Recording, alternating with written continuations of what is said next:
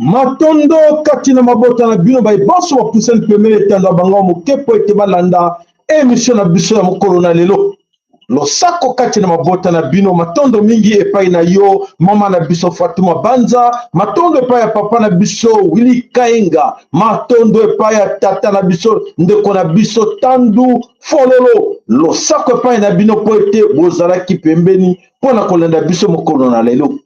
Nzambe akumisama abatela bino kati na mabota na bino nkembo ezala kati na bino ya solete bandeko bana nsome kolo Kongo o ezali TV Lolaka ya Mvuluzi Kimbangu e na kati ya TV Lolaka Mvuluzi Kimbangu o to aprendaka biso nyonso bobiso o to luka ba biso nyonso to uta wapi o to lukaka biso nyonso to sosola o to lukaka biso nyonso toyeba tozali banani.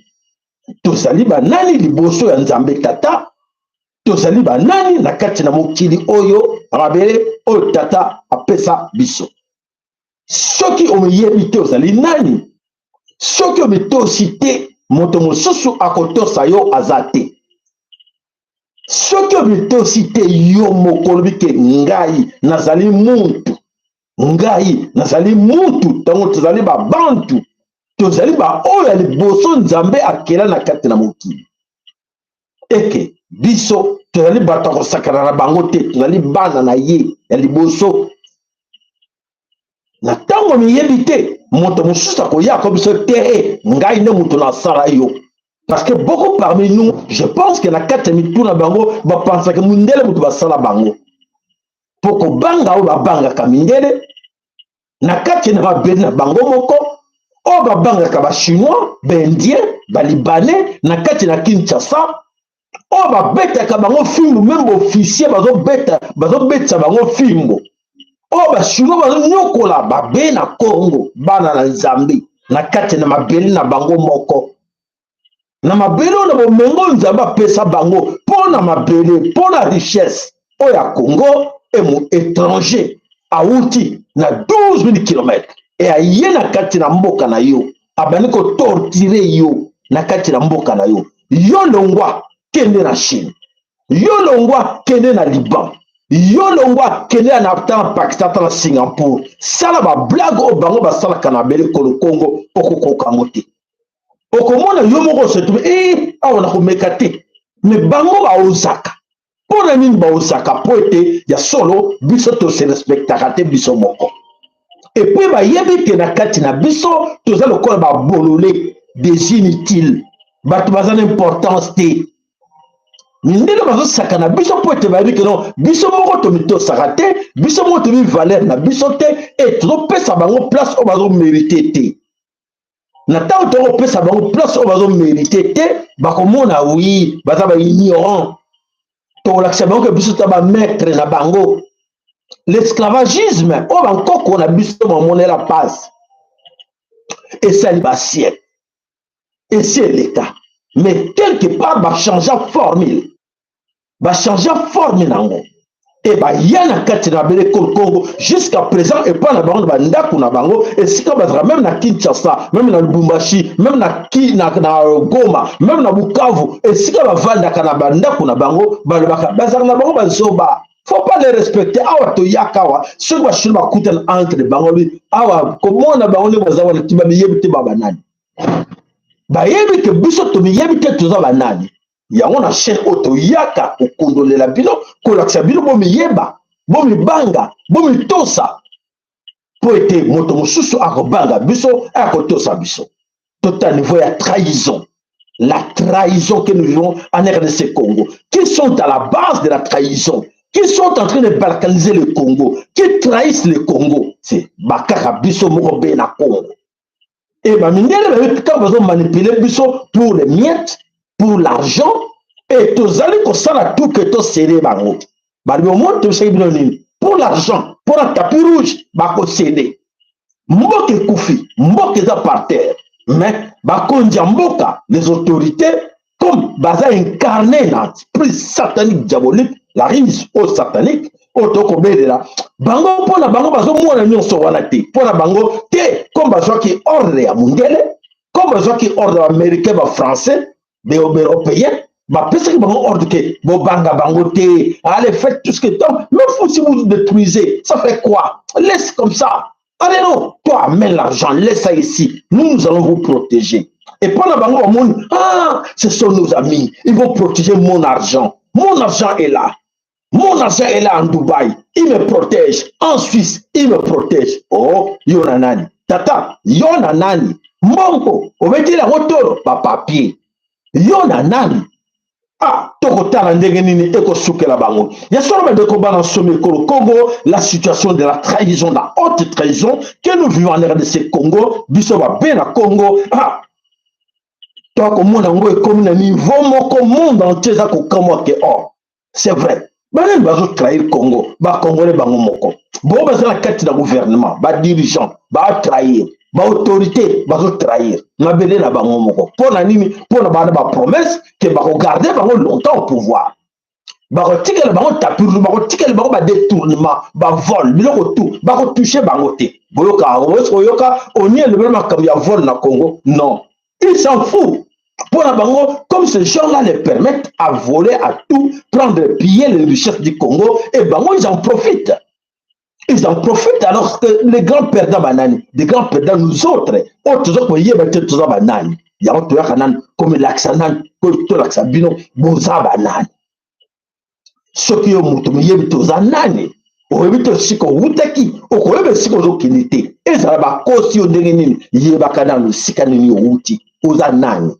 Baracine na yo oko remplacer ngo jamais même ba pikonyo ba kele côté msoro le skepto oziki okufi pour racine wana ezali na mabele wana te voilà bande ko bana some ko le Congo ya solo keto ya ka wana pour la côté ya bande ko na biso to ya kana bilili o ela ka biso ne to yeba to ba nani pour ça très important ko yeba nanu mokile zo tourner ndenge nini mokili ezotambola ndenge nini e biso esengela biso to se comporter ndenge nini po ete bato mosusu na kati ya mokili babanga biso bamonaki ya solo tozali bato toza bantu toza banyama te me na ntango bamingi na kati na biso bazo se comporter lokola banyama e voilà likama oyo eza kosalama ke lelo toza respecte te na kati na mabota na kati na ville tovandi bapaya bazoya bazotortire biso po ete biso moko to bazoconsidere biso ko ba inutile so lui eza inutile donc moto mosusu akosakana na yo ndenge alingi mpo ayebi ke ozali inutile liboso na ye ko liboso ya mboka na yo oza inutile ozorespecte mabele na yo te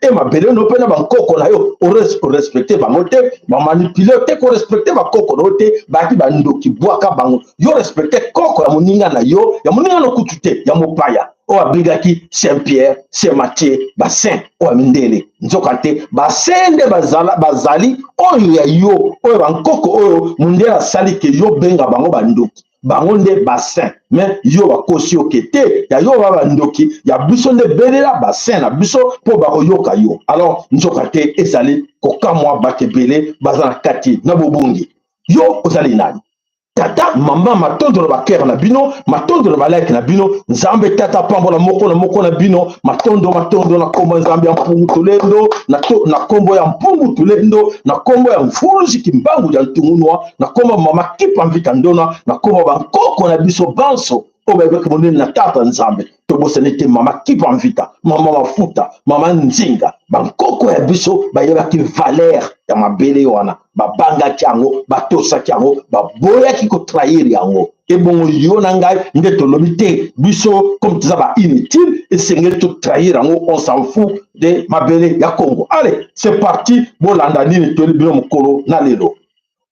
Royaume du Congo, RDC, Angola. Fondation. Le Royaume du Congo naît vers le XIIe siècle, dans une région qui couvre aujourd'hui le nord de l'Angola, la RDC et le Congo-Brazzaville. Son premier roi célèbre est Lukeni Lua Nimi. La capitale est Mbanza Congo, qui deviendra San Salvador sous influence portugaise. Contact avec les Portugais, 1483. Le royaume accueille les Portugais en 1483.